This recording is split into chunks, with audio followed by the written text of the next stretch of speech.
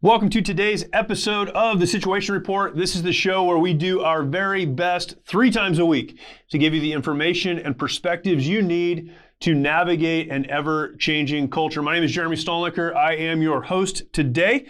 And again, very glad that you would take a few minutes with us. So much to talk about. There's so much going on in the world and in our culture.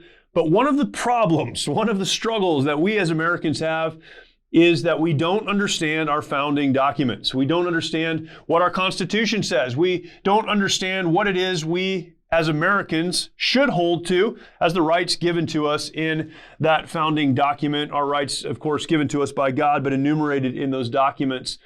We don't understand those, and so when culture shifts, when things change, when our political discourse gets off track, because we don't know what it is supposed to be or where we came from, we have a very hard time discerning what we should do next. This is, of course, the show where we try to give you the information and perspectives you need to navigate that.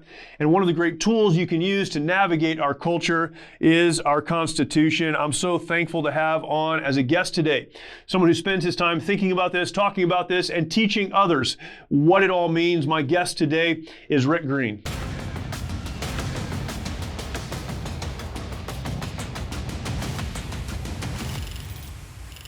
My guest today is Rick Green. Rick is a former Texas State Representative, national speaker, author, and radio host. Rick and his family travel the nation speaking on America's forgotten history and heroes with an emphasis on our moral, religious, and constitutional heritage. Rick and David Barton co-host the national daily radio program WallBuilders Live. Rick and his wife, Kara, founded the Patriot Academy, an elite leadership training program specializing in applied civics with a biblical, historical, and constitutional foundation. Rick, I don't normally read someone's entire bio, but there was just too much there. I couldn't leave it out. Appreciate you coming on with us, man. Thank you for taking the time. Oh, it's an honor, man. Good to be with y'all. Absolutely. You guys do incredible work, and you have been such strong supporters of the Mighty Oaks Foundation. You know, my day job, I work with veterans and active duty service members and first responders in that community.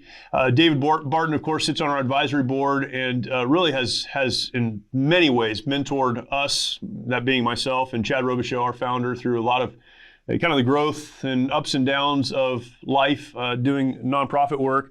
And you guys are such a strong voice. I want to talk about, a lot of things.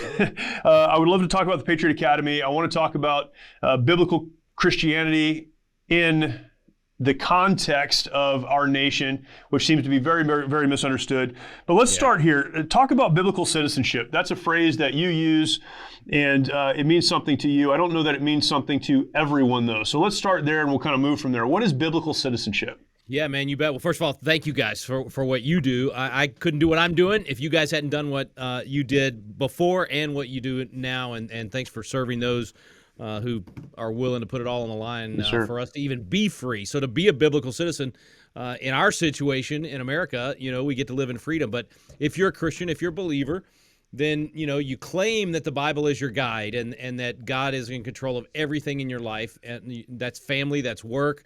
That's personal stuff, but it's also public stuff. It's government. It's how we form our neighborhood or our community, our society.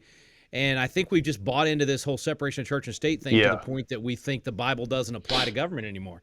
But it does. So being a biblical citizen just simply means I'm going to be biblical in the way I act as a citizen. And then in our courses, we combine both biblical instruction and constitutional instruction, because in our country, it's the Constitution, right? If we live somewhere else, whatever their government documents were, we'd combine those and say, okay, as a Bible believer, how do I do Caesar in my particular country? If I was living in Jesus's day, then I'd be part of the Roman Empire, and I would render unto Caesar what is Caesar's and unto God what is God's, and that might have been just paying taxes or whatever else Jesus was talking about there. But for us, we're Caesar, so we gotta do this in a meaningful, dutiful way. I'm tired of hearing people just say, I have a right to do this, right to do that, without also accepting the responsibility that comes with that right. And that's what being a biblical citizen is. What do you mean we are Caesar? What does that mean? Yeah, so if if you think about when Jesus said that, he was referring to the dictator, to the government Right. of that day. For us, we the people are Caesar. So Hmm. ultimately, in our Constitution, we as citizens are ultimately in charge, and we elect people to do certain things for us, not to rule over us, not to make all the decisions, but we hire them as a state rep or a city council member or a school member or a president to do certain areas of government for us.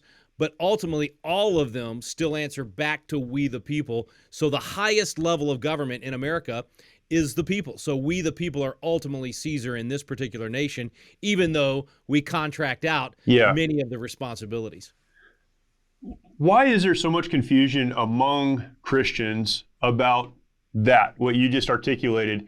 It's been really disappointing to me. I would imagine this has been under the surface for a long time, but as we've gone through the COVID lockdown stuff and restrictions put on churches and the free speech issues, all of these things we've all lived through for the last couple of years, it's been disappointing to watch church leaders, instead of taking a strong stand, a strong biblical stand, thus saith the Lord, this is how we're going to behave as Christians, Yeah. to acquiesce to the popular narrative. I mean, we've seen this not only in the lockdown stuff, but during the BLM riots, the transgender stuff, all this stuff that's going on that years ago, not that long ago, a couple years ago, we would have thought Christians know what they believe on this, they'll stand up for what they believe. Now we have very well-known megachurch pastors writing books that came out last week, basically asserting that the role of the church is to stay out of public discourse, to stay out of politics, and to do it another way is wrong and unloving and unkind. People hide behind Romans 13. People hide behind some of these other admonitions in Scripture to be good citizens, to follow the authority placed over us. That was a really long question, but it's been very disappointing to me, really heartbreaking to see so many Christians so confused over this issue. Can you talk to that? Because I don't know how we got here, although hearing Christian leaders espouse these ideas, I think is what has led so many down this path. Yeah, I mean, I think if you don't know truth, then you don't recognize lies, and so without the plumb line to measure things against, then it's so easy to be led astray by things that sound good. It's good rhetoric or it's fluffy speech or it feels good, and so we go that direction. If we know truth, it's easy to recognize that lie and immediately go, no, you're wrong. I mean, Romans 13 is a great example, and here it really actually comes back also to knowing who Caesar is in our particular system. That's good. I mean, for us, if Caesar is us, then actually Romans 13 is a command to be a good Caesar as well. Not just to follow government and obey government, but then if you are the government, then what are you asking others to obey? So there's a whole lot to this Romans 13 thing, and you probably know this well. I mean, that was the most popular passage preached in the 1930s Germany. I mean, that was used to get people to follow Hitler and obey the Nazi party and not push back. You had Bonhoeffer in his crowd that was doing the opposite and saying, no, that's a wrong interpretation of Romans 13, and silence in the face of evil is evil, and all the things that he did that ultimately got him killed and sacrificed.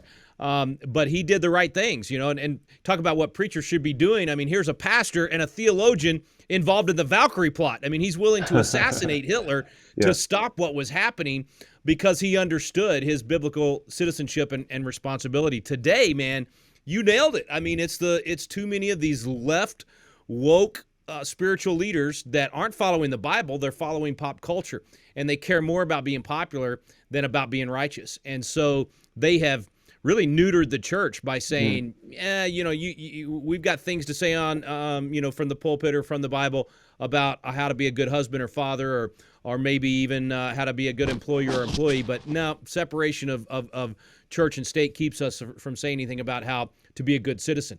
I've never driven away from church going, I wish I could apply that sermon on being a good dad, but, separation of home and church. Right. I mean, you'd never say, I wish I could use this with being a good, hard work ethic employee, what the pastor, but separation of work and church.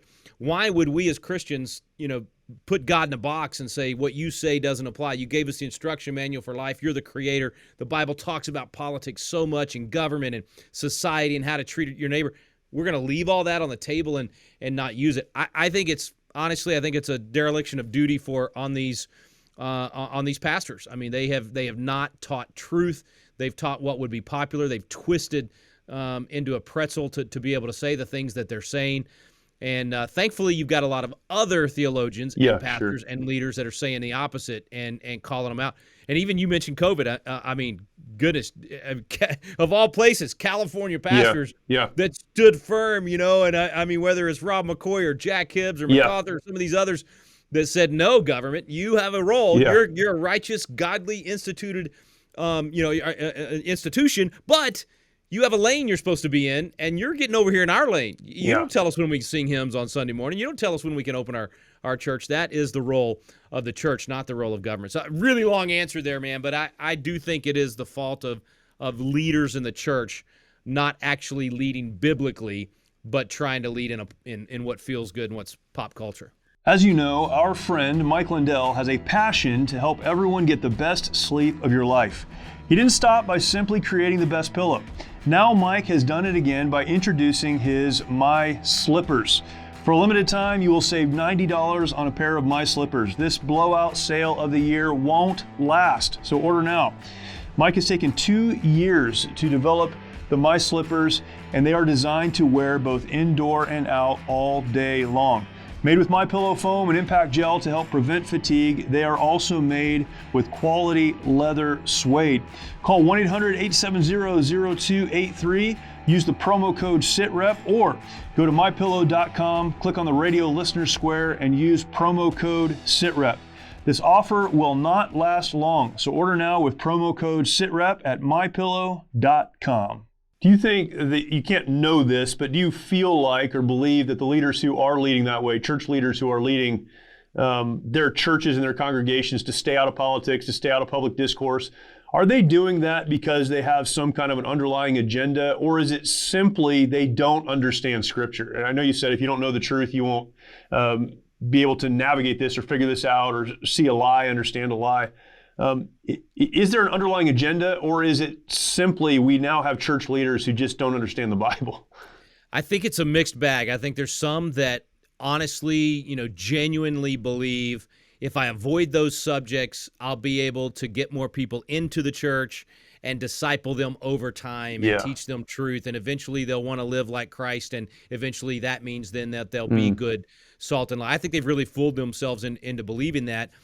They think they might be being strategic. And I think that's probably a small percentage of those. I think a ton of them, I mean, let's be honest, it's about self. They want to be loved, and they don't want to make a part of the congregation dislike them or cause what they see as dissent within the congregation. I think the ones that are willing to just preach the Bible, man, you just go through the entire Bible, don't skip verses, just preach the Bible. I think those people, those pastors are more and more popular because people are hungry for truth. They're going, wait a minute, you're avoiding the very subjects that Monday through Saturday is what everybody else is talking about, the very subjects that my kids need to know about and I need to know about.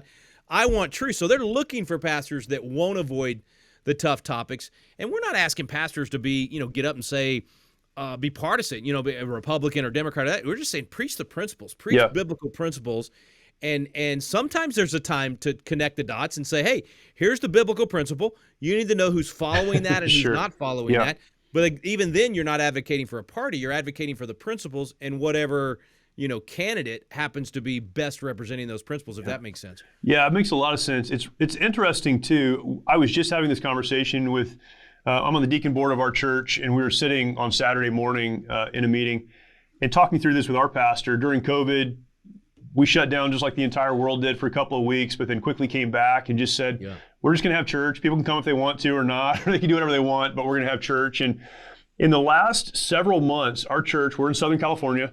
So as you mentioned, not generally regarded as a conservative bastion. We're in Southern California, just had church. And my pastor is strong on Scripture. He is a very clear communicator. He's very good at what he does, but he's not confrontational in the sense that he's trying to pick a fight with everyone all the time. He's just had church, preached the Bible, continued to do that, deals with these issues as they come up and moves on, points to the verses. This is why we believe this.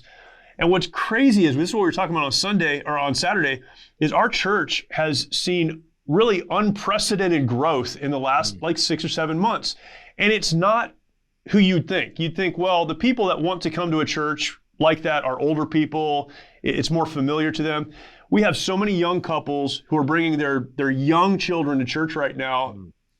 And the only explanation is there's so much confusion, so much loss, so much darkness. They're looking for someone to make sense of all of this. Yeah. They don't want to be yelled at. They don't want to be shamed. They just want someone to tell them the truth. And it's crazy when you see that happen. You also see the other things happen, the salvation, the spiritual growth, the leadership and the growth. It's been amazing to watch that happen. I've heard a ton of stories where some of these churches that stayed open, and not only stayed open, but then turned around and stood behind and beside businesses that the state was trying to shut down, and they stayed open, where atheists and agnostics and people that would have never come to church before are going, wow, you're standing with us. We'll started coming, and then came to know the Lord. We even had, speaking of biblical citizenship, we have this 8-week course, Biblical Citizenship in Modern America. And this guy stops me the other night. I was with Kirk Cameron at the Ark, and we were doing this event, and when it was over, we're chatting with people. This guy comes up and he goes, listen, I'm a pastor in Connecticut. I'm doing your biblical citizenship class. He says, guy shows up the first night and says, look, I'm agnostic, but I see the left destroying the country, and I know they hate you Christians. So if they hate you, I must need to team up with you right now in order to stop them. So he starts going through the class. By week 5, he gives his life to the Lord. Week 8, they baptize him at the class. I mean, so I think what you're talking about is true revival, right? I mean, the church, where the church is actually being a light and being a beacon of light and being true salt, man, people are coming. You see these churches exploding, people that never would have come before showing up. It's actually a really cool thing to watch. It's pretty awesome, and I think a lot of it is kind of the outflow or the outpouring, the fruit, however you want to say that, of what people have done for a long time. Again, here in California, a lot of the folks who have stood up strong are Calvary Chapel pastors. Yep. And for those not familiar with Calvary Chapel, I mean, it came out of the Jesus movement of the 60s. It was a desire to reach the hippie community. They called themselves a chapel, not a church, for a reason. They wanted to reach people that wouldn't go to church. But one thing they have consistently done, and I was talking to my parents about this the other day. My parents were both kind of came up through the Jesus movement and were a part of that in the early days. One thing that Calvary Chapel churches have consistently done is taught expository messages, or expositorily through scriptures, verse by verse, passage by passage, subject by subject. They talk about end times events and how to frame those and how to understand those. They've been so consistent so that now when we hit COVID, when we hit restrictions, when we hit government overreach, these folks know how to respond because they've been taught. And if there's a lesson, man, that would be the lesson I would try to communicate to churches is do right now, because eventually you're going to need your people to understand what is truth and what is not. I just got to echo everything you're saying, man. The guys like McClure in San Jose, millions of dollars in fines, still standing strong. In fact, Jack Hibbs, Calvary Chapel pastor, had him on in probably May of 2020, like two months into this thing. And we had this very conversation and said, you know what? We're about to see a winnowing. This is going to be a separating of the wheat from the chaff, and who's actually going to follow Christ and follow the Bible. And I couldn't agree with you more, man. It's, Ken Graves up in Maine, Calvary Chapel pastor there, that has the best voice in the world. He's just amazing. He's taken on the governor there. It's been incredible. I got to tell you a funny Calvary Chapel story real quick. So I didn't know anything about Calvary Chapel. It was 2004. I'm speaking at a pastor's event for George W. Bush in where was I? Wisconsin. And anyway, so I do my bit, do my presentation. I go out to the book table, and there's this guy, and he's talking to me. He's literally in a Hawaiian shirt, shorts, and flip-flops. Every other pastor there, suit and tie. Sure.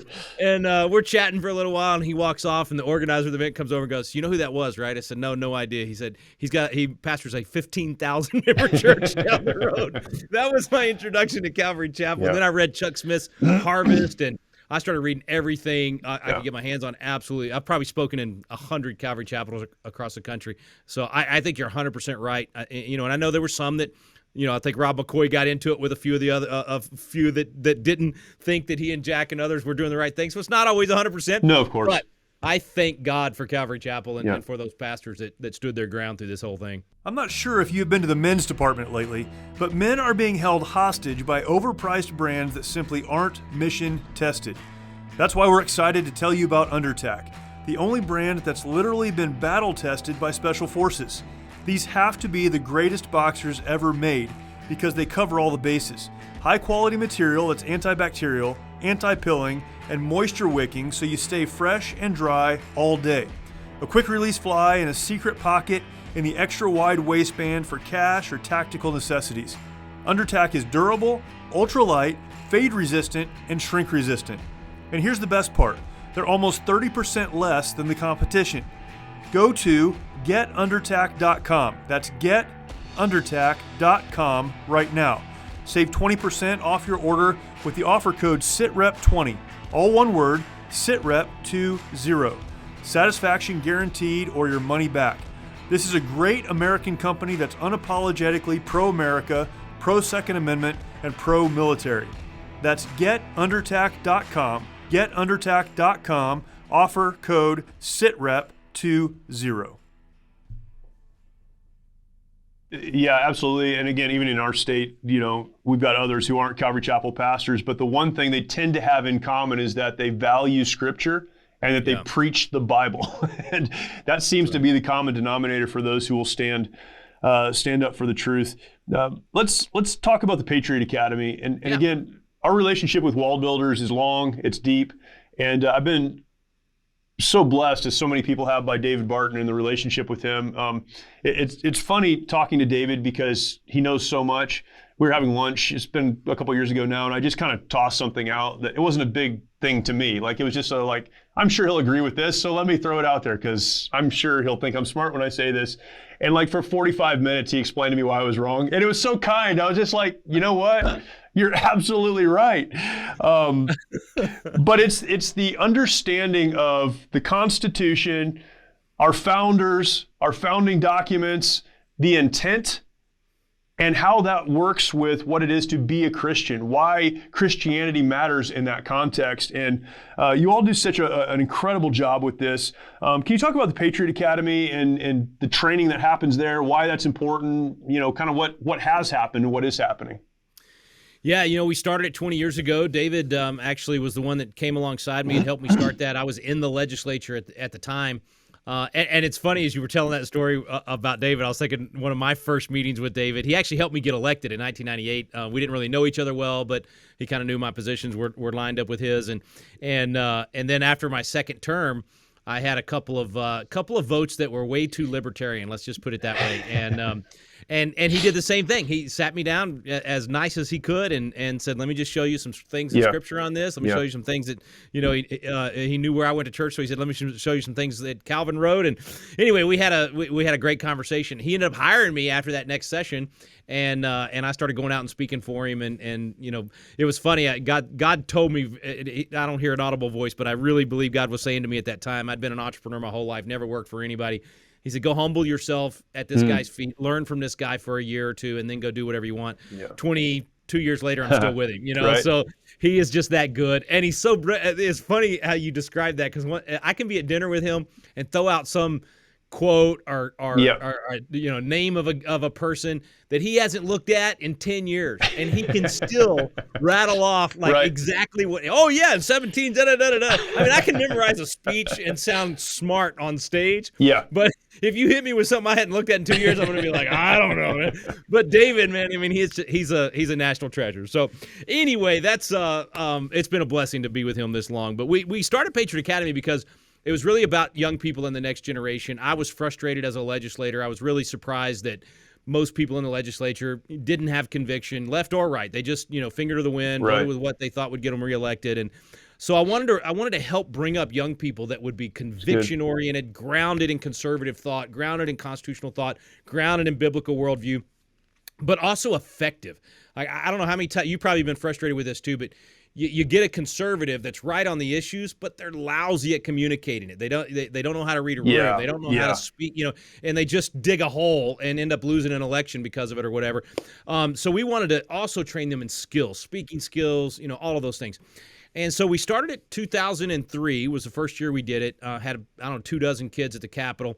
We put them in the chairs, in the committee room. They live the life of a legislator. They pass, debate the legislation, and then we would, during that debate, try to teach them and ask the right questions to lead them to the right conclusion while also then having lectures to teach what we call the LIFT principles: limited government, individual liberties, free enterprise, timeless truths. And so every bill you can measure by those standards, by those principles. That's the plumb line I was talking about earlier when it comes to policy.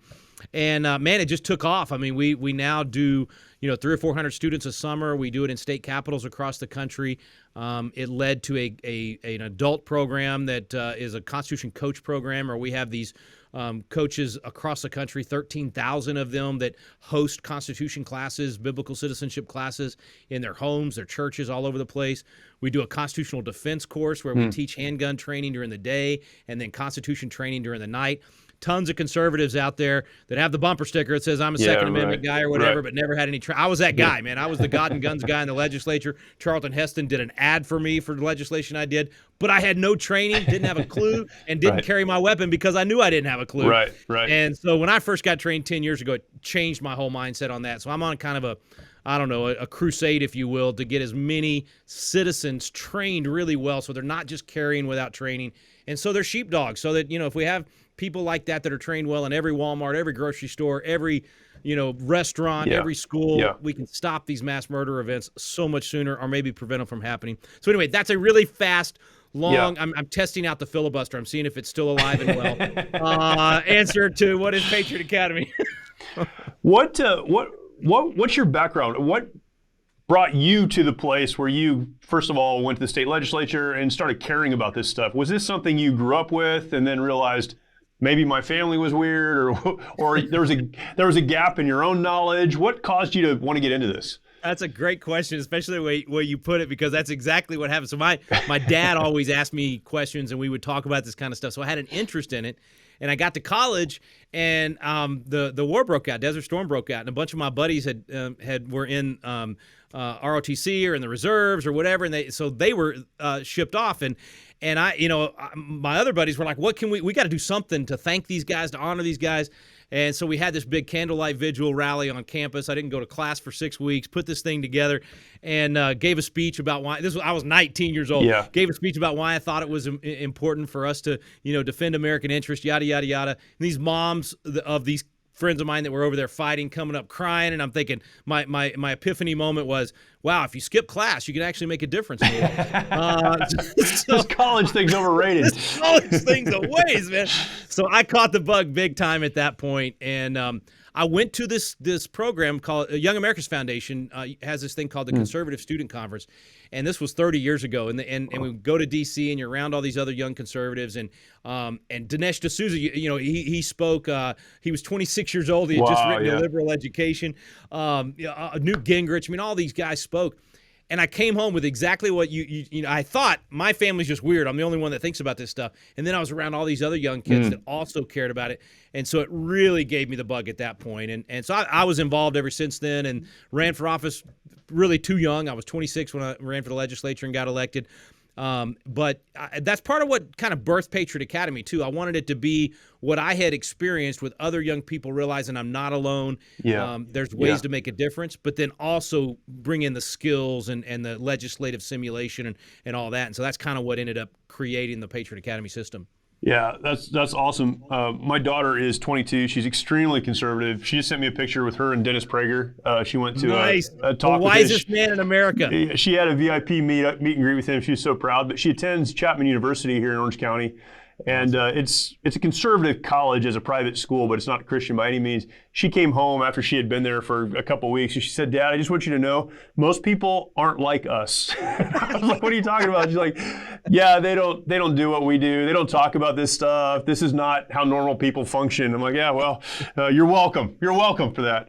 I want your daughter at Patriot Academy, man. You got to get her there. She'll love it. It's 16 to 25. So we do high school, college, law students. She'd love it. She'd figure out she's not alone. Well, she's coming home this week. She's almost done with her final semester of her junior year. So we'll talk to her about that on Saturday. Man. But in fact, Chad and one of his Chad was going to come.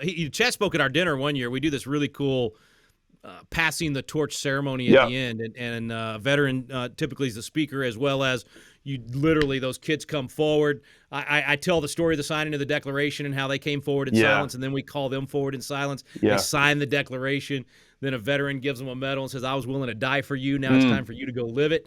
And it's a great ceremony. But anyway, Chad and his son were going to come because we do a military Veterans Academy on the Senate side. Wow. So it's the young people on the House side and military vets of all branches, all ages on the Senate side. I said, Chad, you need to come on the Senate side, your son on the House side, and then you can kill all his bills. It'll be great parenting. It's a wonderful way to do this.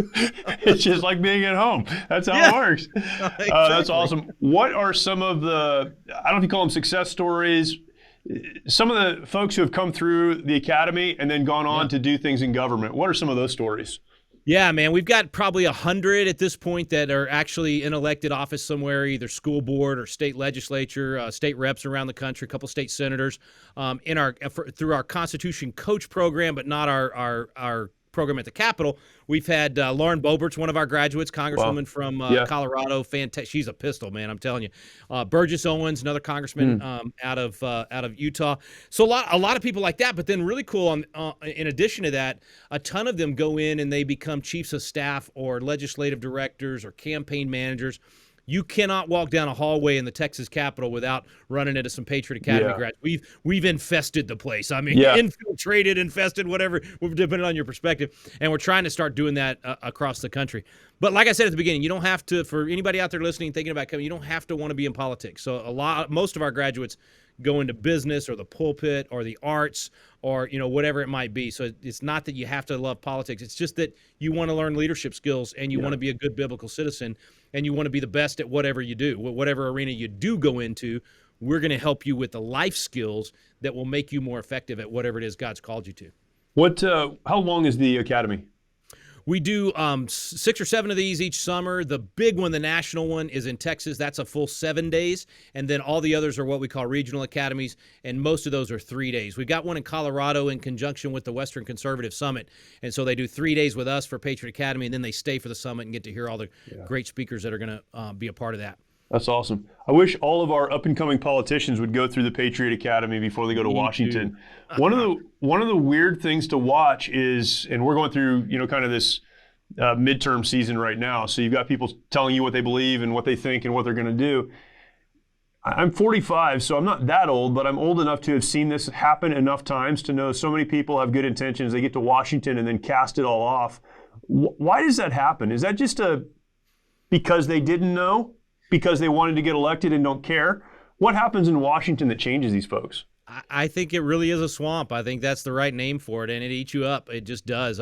We tell all of our kids that come through, and we also have a campaign coach program for candidates looking to run for office. We tell them you've got to surround yourself with good counsel, with people that will tell you no and tell you when you're erring and when you might be getting a little off track. You've got to bring your staff with you. Do not hire staff in Washington, D.C., because as soon as you get there, the machine, Republican or Democrat, the machine comes in and says, you're going to hire this person and this person and this person, and don't worry, they'll make life easier for you because they know all the ropes and you don't know how this works around here. Don't buy, we always tell them, don't buy all that. I give a talk at Patriot Academy called Don't Eat the King's Food. Don't get used to that, yes, man, everybody's taking you to dinner, you're wonderful, everything. You don't buy in. Be like Daniel and say, I'm not going to eat the king's food. I'm going to do it God's way. You really have to go in very strategic. And thinking ahead to this swamp's going to eat me up if I'm not careful. Yeah. And I'll be honest, brother, very few people are able to last more than 10 years without it eating. There's very few. I have one guy I know in the Texas legislature that's still there, that we came in together as freshmen, and he's still rock solid, biblically solid. He's like the exception to the rule. He's also David Barton's rep, so you can imagine who gets who holds him accountable. And he just got elected to the Senate, so we're sending him over to the Senate side. But it's just rare, man. And Congress is 1,000 times worse than the state legislature. So pray for these freshmen that are getting elected, the good ones like Lauren Boebert and others. I mean, just pray a hedge of protection around them.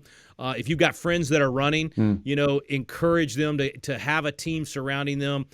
They do need to be better grounded, honestly, in not just spiritually grounded, which is the most important, but get grounded in conservative thought and read the stuff that's going to make you ready for something like a pandemic. Because when that pandemic came along, there were tons of conservatives out there that were all for this government intervention that was absolutely unconstitutional, absolutely an affront to self-governance and freedom.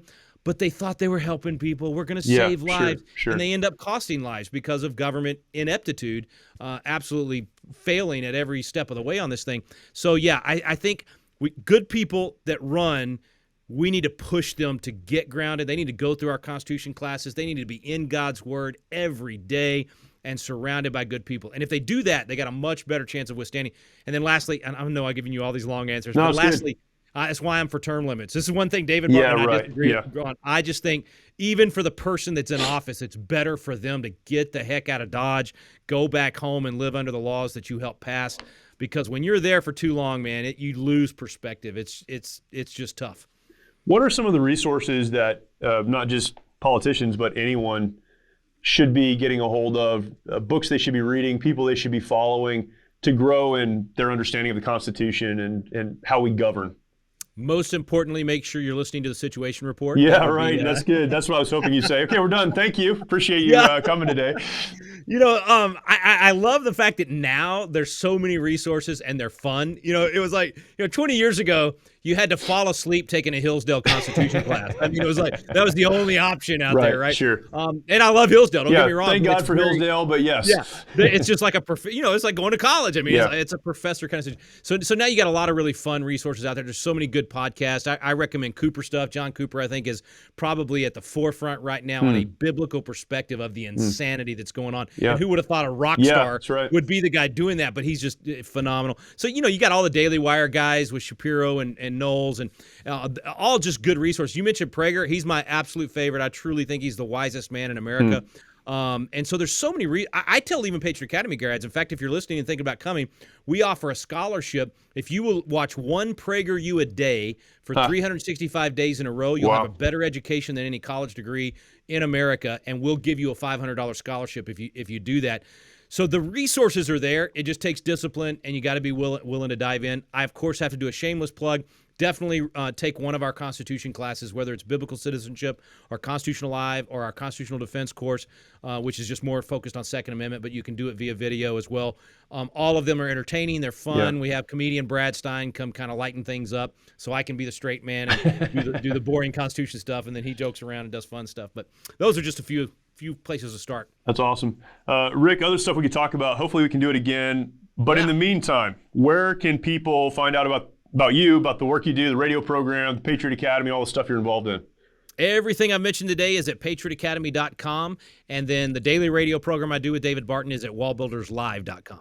Awesome. Rick Green, thank you so much, man. Appreciate it. I enjoyed it. Have a good one. Yes, sir.